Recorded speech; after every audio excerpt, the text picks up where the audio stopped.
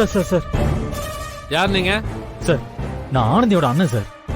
எதுக்கு சார் என் தங்கச்சி கூட்டிட்டு வந்திருக்கீங்க? ரோட்ல தனியா நின்னுட்டு போறவங்க வர்றவங்கள பார்த்துட்டு கண்ணடிக்கிறா. கேட்டா ஒழுங்கா பதில் சொல்ல மாட்டேங்கிறா. அதனாலதான் ஸ்டேஷன்ல வச்சு விசாரிக்கலாம்னு சொல்லி இவளை கூட்டு வந்தேன். சார் அவ இவன் பேசுற வேலையெல்லாம் வச்சுக்காதீங்க சார். சரிங்க சார்.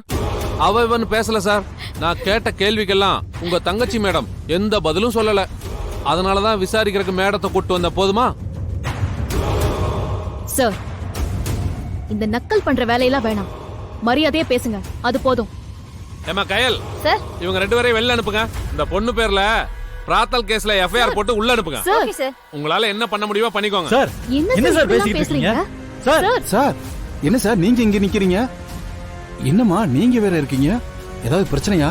ஏட்டு சார், இவங்கள உனக்கு தெரியுமா? என்ன சார் இப்படி கேட்டீங்க? தம்பி தான் நம்ம அமைச்சர் ரத்னவேல் பாண்டியனோட பிஏ. அவங்க அமைச்சரோட பொண்ணு சார். சொல்லுங்க தம்பி, என்ன விஷயமா வந்திருக்கீங்க?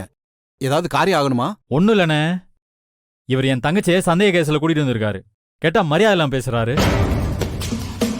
ஐயோ சார், என்ன சார் இப்படி பண்ணிட்டீங்க? அமைச்சருக்கு தெரிஞ்ச பெரிய பிரச்சனையாயிரு சார். என்ன சார், நான் தங்கச்சியை கூட்டிட்டு போலாமா இல்ல சார் ஏதாவது சொல்லுவாரா? இங்க பாருங்க சார், நான் என்னமோ வேணும்னு உங்க தங்கச்சியை கூட்டு வந்த மாதிரி பேசாதீங்க. உங்க தங்கச்சி நான் கேட்ட கேள்விக்கு ஒழுங்கா பதில் சொல்லல. அதனாலதான் நான் இங்க கூட்டு வந்தேன். மத்தபடி எல்லாம் எனக்கு ஒண்ணும் கிடையாது. நீங்க கூட்டு போங்க. ஏன் தனியா என்ன கூட்டிட்டு வந்துருவீங்களா? சார் சந்தேகத்துல கேட்டா பதில் சொல்லணும் சார். கூட்டு போங்க சார். நீங்க இன்ஸ்பெக்டர் பேசுனதை பெருசா எடுத்துக்காதீங்க. அவர் கொஞ்சம் கோவக்காரு. நீங்க போங்க சார். வா வாங்க சார்.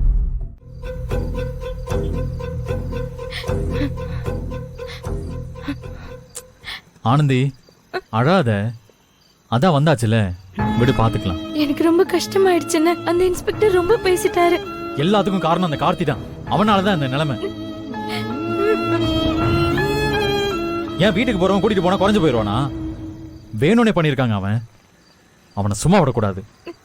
இல்லன்னு நான் அவனை பார்க்க வந்திருக்க கூடாது. பேசாம வீட்லயே இருந்திருந்தா இந்த பிரச்சனையே வந்திருக்காது.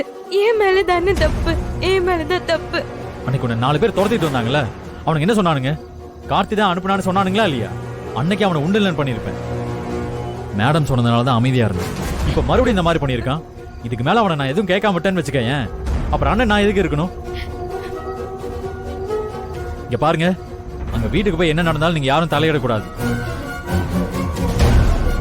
இதுக்கு ஒரு முடிவு கட்டி ஆகணும். இது பாரு, தொலைச்சு போடுவேன். உங்களை இன்னும் இந்த வீட்டை விட்டு துரத்தாம இருக்கேன் பாரு. அந்த கொழுப்பதை அப்படி பேச சொல்லுதா உன்ன?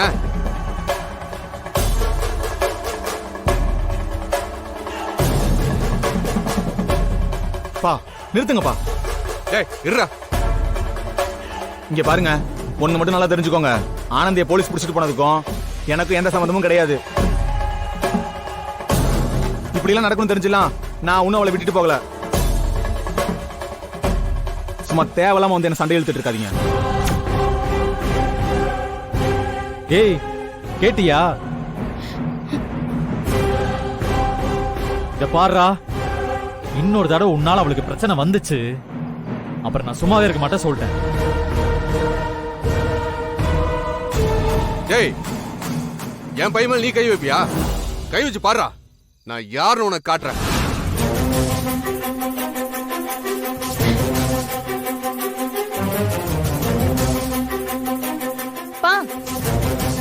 ஏன்பா இப்படி சண்டை போட்டுட்டு இருக்கீங்க? இப்ப ஊரெல்லாம் என்ன பேசிட்டு இருக்காங்க தெரியுமா? சம்மந்தி ஆகிறதுக்கு முன்னாடியே அடிச்சுக்கிறாங்கன்னு பேசிட்டு இருக்காங்கப்பா. யாருக்கு யாருமா சம்பந்தி? ஏதோ இந்த பையனை நீ கல்யாணம் பண்ணணும் ஒத்த கால நின்னுதான் நானும் பொறுத்துக்கிட்டு இருந்தேன். இப்பதான் அதெல்லாம் இல்லன்னு ஆயிடுச்சு.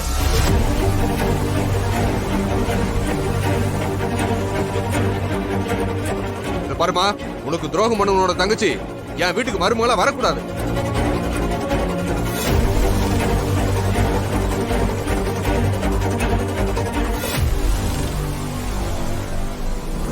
உன் அண்ணனுக்கு ஒரு நல்ல பணக்கார பொண்ணா பார்த்து நான் நாளைக்கே கூட கல்யாணம் பண்ணி வைப்பேன்.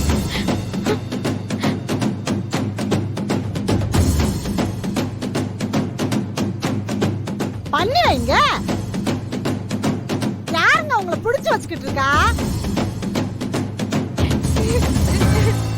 உங்க பையன் மாதிரி ஆளுக்கெல்லாம் யாரு பொண்ணு கொடுக்கறாங்கன்னு நாங்களும் பாக்குறோம். உங்க மகனுக்கு நீங்க வேற பொண்ணு பாக்குறதுக்குள்ள என் பொண்ணுக்கு நான் நல்லபடியா கல்யாணத்தை முடிச்சு வச்சிருவேன்.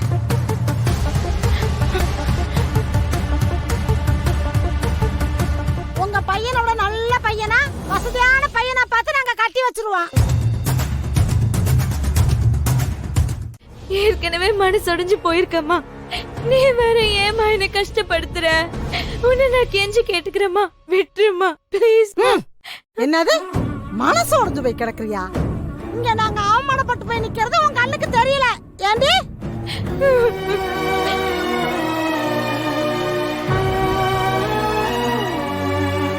இங்க பாரு ஆனந்தி, அதனாலயும் ஒன்னாலையும் நாங்க ரொம்ப அசிங்கப்பட்டு போய் உட்கார்ந்துருக்கோம்.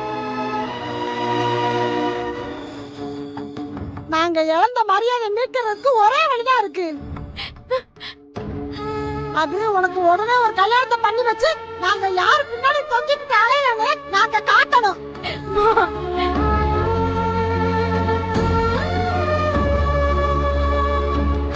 அப்பதான் இந்த தெருவுல நானும் உங்க அப்பனும் தலை நிமிர்ந்து நடக்க முடியும்.